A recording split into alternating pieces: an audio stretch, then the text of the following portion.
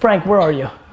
Look, there you go, my man. It's fun to have Frank here. Frank, this is really funny. Frank is literally the first agency I ever knew existed. He sent me a bill for billboards that I bought for Wine Library, and I said to him, what the fuck are you sending me the bill for? Because I actually thought people that sold advertising got it from the people they were selling, not the client. It was like a whole to-do. I'm glad I got my dad to actually pay you. It's fun to have him here. It's fun to be here, especially the discussion we had. 15 minutes turning into 90 minutes is a rarity. It comes out of the heart and the way I feel about you guys. The tone that I'm bringing to this talk is very simple. I massively care and could care less of you taking action on what I'm about to talk about, right? At the end of the day, you aren't my sister or brother or mom, and I can only care so much. At the same token, I am baffled at why people aren't recognizing what's happening in the world right now. And it comes out of fear, it comes out of insecurity, it comes out of who's making the judgment call, right? When 73-year-old Stan is making the judgment call and he loves print or outdoor or television or what have you, I'm empathetic that you're pandering to him being the king, judge, and the jury. It doesn't make it right. We're about to live through, and we are in the biggest culture shift that the human race has gone through since the invent of the printing press. Like please understand that in 5 to 6 years, 7 years, we've gone from internet dating being the most taboo, weird ass shit that you told nobody about, to every single person you know swipes to the left and the right. Right? Like, we are living through massive culture shifts. I was told as an early investor in Uber that nobody would get into a stranger's car. Like, there are people in this room that never thought they would buy anything on the internet that only buy Amazon Prime. This is real. And I don't even want to get into the macro 20-year dealer brands and cars going direct to consumer and having no need for the middleman infrastructure. That's not even where I'm going, because the truth is that will take a lot of time, and probably the far majority of the people in this room won't deal with that. But where do you think this is going? Like, what the hell do you think is happening? And so we are living through the biggest culture shift that we've ever lived through. This goes way beyond should you spend money on Facebook versus a billboard or a radio spot. This is how are human beings interacting with each other, and what are we really actually living through, and how fast is it actually happening? It's happening way faster than people think, and the thing that I'm most concerned about is that you're gonna lose off of silly things like your romantic point of view of how you think the world should be. You're gonna lose on how you got here. My friends, let me promise you one thing. What got you into this room today is not gonna get you to the next place. The game is changing constantly, and the attention is shifting aggressively. This is the remote control of our lives. This is it. If you don't understand everything that's going on in this device, which platforms, and let me remind you, over 50% of our time, humans' time, on a cell phone are in a social network. When you start understanding that, it's not as easy to just disregard social media as this little thing. And let me promise you something, for the people that don't know who I am, I could care less about social media. I could care less about social media. I could care less about technology. I was 19 years old before I ever really even used a computer. I'm not techie. I don't think it's cool. I don't give a shit about gadgets. I only care about one thing. There's only one thing in the world I care about, which is attention. I want to know where the attention is, and then I want to figure out how to storytell to it to make the outcome that I want to happen. Whether that was to sell wine, whether that's to turn you into a New York Jets fan, whether that's to raise money for my nonprofits, whatever my punch, my right hook, whatever I'm trying to accomplish is, I can't do anything until I have your attention. There's a lot, how many people here are vendors, B2B, marketing to dealerships? Raise your hands high, higher. So there's a lot, it makes it fun for me. I'm fascinated by B2B, right? I'm fascinated by B2B sales in a world where setting up at conferences, cold blasting emails, using LinkedIn to just spam people 24/7, 365. Like, I'm fascinated by B2B today in a world where I built a $150 million agency in 5-year period on the back of using the same stuff I'm pontificating about, including following, one more time, vendors, All the vendors in here, all the people in this room and the world that you're trying to get to live on some social network, and you can actually follow what they give a crap about, and instead of giving them a spam email in LinkedIn that they've never read ever, you can actually figure out that they care about the Atlanta Braves or cooking or coconut juice or running, actually engage in a conversation, you know, like a good salesperson, and create a gateway drug to a relationship that you then close business on. So to me, what's really remarkable, I would say General Electric, for you that don't know, I have a very large agency, you saw a clip in the video. I would say GE might be our happiest, best client. Because B2B, I'm in B2B now. I grew up in the wine business. That was B2C. You didn't know who your customer was, everybody's your customer. It's expensive, it's hard. B2B is a piece of cake. Just straight up, like I don't know how you feel about that. I'm just telling you, it is. You actually know the name of the human beings that run the businesses that you could do business with. Like, you know, the ability to actually follow what they care about, market to them, get to them is remarkable. It's literally shooting fish in a barrel. Yet, everybody does the same tactic, which has no value and aren't able to close. So I think about a couple things. I think that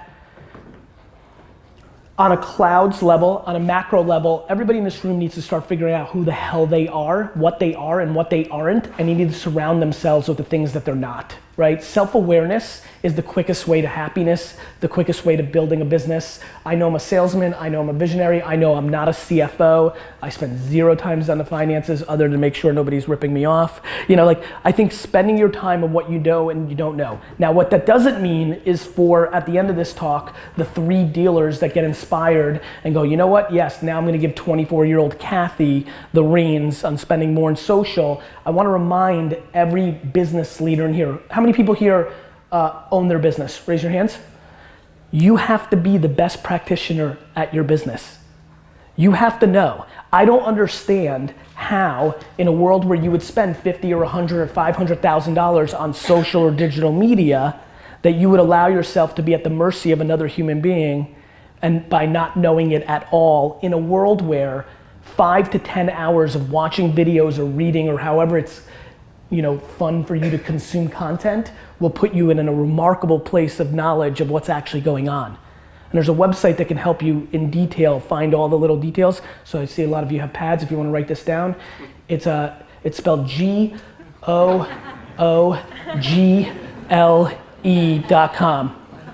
Here's what you do with this site called Google. You type in things like, how do I run Instagram ads to sell cars? And this is remarkable, shit shows up. And I want to remind everybody, YouTube is the #2 search engine in the world, and as somebody who can't read for shit, YouTube would be great for me to consume content, audiobooks, I don't care, but I promise you, if I could get anything out of this keynote today, I would get the leaders to not pass the buck to this future world that you don't know and you didn't grow up with. You didn't grow up driving, you figured it out, right? To pass that buck and not put in, and I'm gonna say it one more time, 10 hours. 10 hours, 6 hours, 9 hours, 13 hours of homework to understand what's happening on Facebook and Twitter and Instagram and Pinterest and YouTube, and understand what's happening there and searching very detailed things. Not you read about a juice cleanse and how does that work to you when you're trying to sell a $30,000 item? No, search selling cars through, I mean, this is just real. There are dealers, and I've spoken on the dealer circuit quite a bit over the last 4 or 5 years. Toyota is a very large client. I understand tier 1, 2, 3 now. I've become dangerous. I know what bulk data is, shit. I know this world. And so what scares me is how utterly quickly, with 0 days of history, and you 3rd generation dealer, how quickly I would fuck your world up if I bought a dealership in your town. Not because I'm so special, but because you're wasting money. You're just throwing money away, and I just wouldn't, and that would play itself out over time. And that's why I've been successful in every business that I've run and every business that I impact. It's just trading attention. If you're overpaying for attention and I'm stealing attention, I will catch up to you no matter where I start.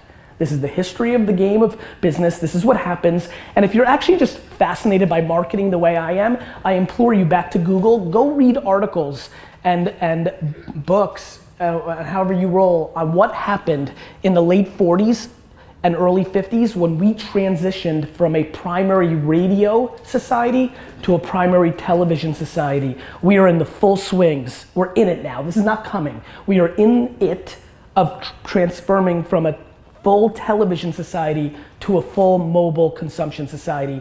And that's why the stakes are so high. And this will happen quickly. Like, how many people here are retiring in the next 7 years? And I don't mean you're gonna crush it for the next 7 years and go buy an island. I mean, you're old and you're finished. 7 years, raise your hand, show me. 1, 2, 1, no, that was a selfie. 1. 1, enjoy it, good work. For the rest of you, I want to implore you, if you think there's a lot of tech things going on right now, wait till you see 7 years from now. Wait till the platform shift, right? In 2000, 2001, the reason I was able to build a big business, and this is great to recall Frank again, I've said this a couple times lately, I shouldn't have done the billboards or the print or the radio or television, not because it was really a bad price, because in that day, it was a good price, it was fine, I was fine with the price of it. It was that Google AdWords was so underpriced. Like, I'm embarrassed when I tell my $3 to $60 million business story. It should have been 3 to 150 million, because I should have taken every one of those dollars and continued to buy more 5-cent clicks on the word Cabernet, Merlot, Bordeaux, Chardonnay, but I was doing a full mix. I didn't realize I hadn't lived or had the experience yet to have that moment in time when you have the best hand in poker and you're supposed to go all in. I didn't know. I know today. Right now, my friends, as I tell you, if I bought a car dealership, this is just one man's point of view, that I would spend 95% of my marketing budget on Facebook ads and Facebook videos and influencer marketing. 95. Search is phenomenal. I like search. I like search. Shit, I like drive time radio. I think iHeartRadio live read is actually a very good buy. It's one of my favorite things. It's just that Facebook is so ungodly underpriced. The data is so ridiculously clean and correct. And the $5 to $13 CPMs that you'll pay today to get into somebody's feed that's it within a half-mile radius of your dealership when they're in consideration to buy a sedan, that's gonna cost $50 and $80 in 3 to 4 years, the same way. How many people here have been doing search for their company for more than 12 years?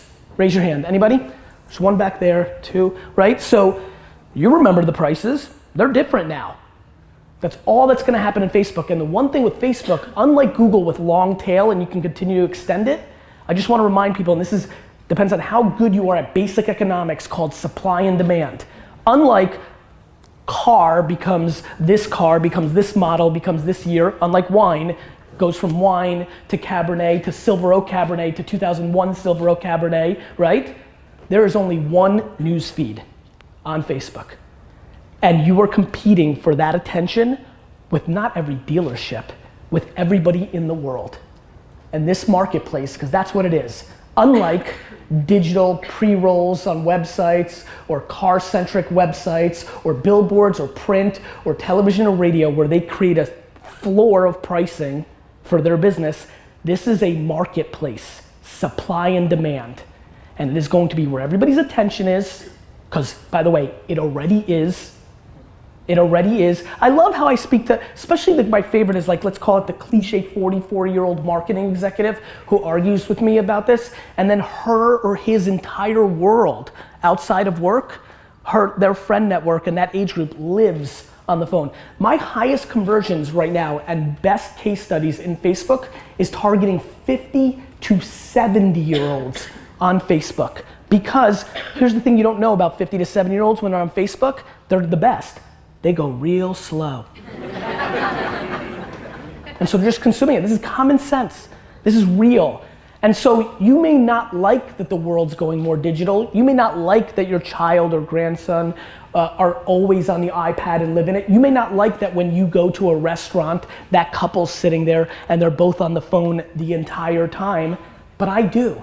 I believe your grandchild and your children are gonna live in a digital world, and I think learning this stuff is a good idea. When I go and see a couple both sitting there for 3 hours, both on the phone, I remember that same couple 20 years ago.